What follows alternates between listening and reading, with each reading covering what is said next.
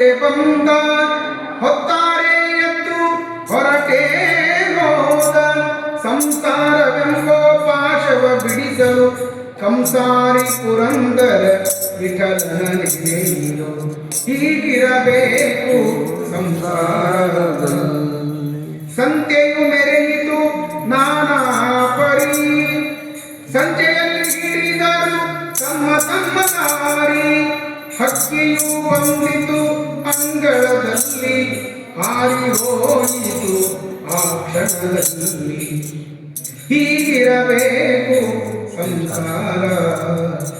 ದಾಸರ ಹಾಡು ಕೇಳಲಿಕ್ಕೆ ಆನಂದ, ಆಚರಣೆ ಮಾಡಲಿಕ್ಕೆ ಆಗೋದಿಲ್ಲ, ಹೇಳೋರಿಗಾಗಲಿ ಕೇಳೋರಿಗಾಗಲಿ ಸರ್ವತ ಆಗೋದಿಲ್ಲ. ಆದರೆ ಬಹಳ ಸಲ ಕೇಳಿದಾಗ ಅದು ಗುರುಗಳ ಅನುಗ್ರಹದಿಂದ ಒಂದಿಲ್ಲ ಒಂದು ದಿವಸ ಜೀವನದೊಳಗೆ ನಾವು ಒಳ್ಳೆ ರೀತಿಯಾಗಿ ಕ್ಲಿಕ್ ಆಗ್ತೇವೆ. ಅದಕ್ಕಾಗಿ ಅದನ್ನು ಮೆಲಕ್ಕೆ ಹಾಕ್ತಾ ಇರಬೇಕು ಅಂತಾರೆ ದಾಸರು. ಸಂಸಾರದಾಗ ಹೇಗಿರ್ಬೇಕಪ್ಪ ಅಂದರೆ ಇದ್ದು ಇಲ್ಲದೆ ಇದ್ದಂತೆ. ಅದಕ್ಕೆ ಭಾರೀ ದೃಷ್ಟಾಂತ ಹುಡುಕಾಡಿದ್ರು ಅವರು.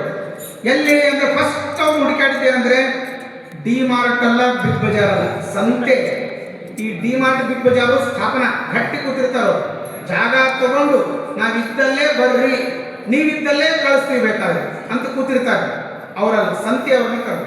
ಯಾಕೆ ಆ ಸಂತೆ ನಡೆಯುವ ಊರೊಳಗೆ ಏನಾಗುತ್ತೆ ಗೊತ್ತಾ, ಪಾಪ ತನ್ನ ಹೊರದಾಗ ಒಂದು ಊರೊಳಗೆ ಒಂದು ಸ್ಥಳದೊಳಗೆ ಕೋತಂಬರಿ ಬೆಳೆದಿರ್ತಾಳೆ.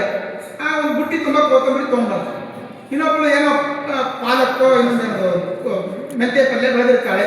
ಅದೆಲ್ಲ ತೊಗೊಂಡು ಒಂದು ಕಡೆ ಬಂದು ಸೋಮವಾರ ಇವತ್ತು ಇಂತಹ ಊರಲ್ಲಿ ಸಂತೆ ಅಲ್ಲಿ ಬಂದು ಕೂತ್ಬಿಡ್ತಾರೆ, ಸಾರಾಗಿ ಕೊಡ್ತಾರೆ.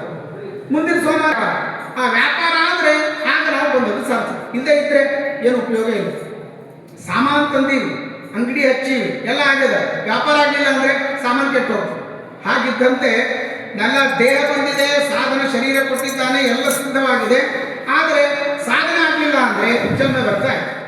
ಅದಕ್ಕೆ ದಾಸರಂತಾರೆ, ನೀವೆಲ್ಲ ನೋಡಿ ಸಂತೆ ಮೆರೆಯಿತು ನಾನಾ ಪರಿ ಸಂಚೆಯಲ್ಲಿ ಹಿಡಿದರು ತಮ್ಮ ತಮ್ಮ ದಾರಿ ಹೊರಟು ಹೋಗ್ಬಿಟ್ರು. ಇದು ನೋಡು ನನ್ನ ಮಾರ್ಕ್ ಅಂತೇಳಿ ಈ ಜಾಗ, ಈಗೆಲ್ಲ ಮಾರ್ಕೆಟ್ ಒಳಗೆ ಬಾಡಿಗೆ ಅಂತೇಳಿ ಇದೆಲ್ಲ ಮಾಡಿರ್ತಾರೆ ಮತ್ತು ಬೇರೆ. ಆದರೆ ಸಂತೆ ಜನ ಕಾನ್ಸೆಪ್ಟನ್ನು ಕೊಟ್ಟಂತಾರೆ, ಏನು ಅಭಿಮಾನ ಇರೋದೇ ಇಲ್ಲ, ಹೋಗ್ಬಿಟ್ಟು ಒಂದೇನೋ ಗುಬ್ಬಿ ಏನೋ ಬಂದು ಕೂತದೆ ಅಂದರೆ ಕೂತದ ಅಂತೇಳಿ ಇಲ್ಲೇ ಬಂದು ಕೂಡ್ತದೆ ಅನ್ನೋದು. ಭಾಳ ಹೊಸ ಮನೆ ಕಟ್ಟ್ಯಾರ, ಇಲ್ಲೇ ಇದ್ದು ಬಿಡೋಣ ಅಂತ ಬಂತು, ಕೂತು ಸ್ವಲ್ಪ ಗಾಳಿ ತಗೊಂಡು ಚಲೋ ಹಾಗೆ ಹೋಗ್ಬಿಟ್ಟು. ಹಾಗೆ ಆ ಭಗವಂತನ ವಿಷಯಕವಾಗಿ ನಾವು ದೇವರ ಹತ್ತಿರ ಹೋಗಬೇಕು ಅಂತಾದರೆ ಸಂಸಾರ ಒಳಗೆ ನಾವು ಅಭಿಮಾನ ರಹಿತರಾಗಬೇಕು. ಅಭಿಮಾನ ಬಂತು ಅಂದರೆ ಅದು ಸಂಸಾರ ಗಟ್ಟಿಯಾಗಲಿಕ್ಕೆ ಹೆಚ್ಚಿನದಾಗಿರುವಂತಹ ಕಾರಣ ಅಂತ.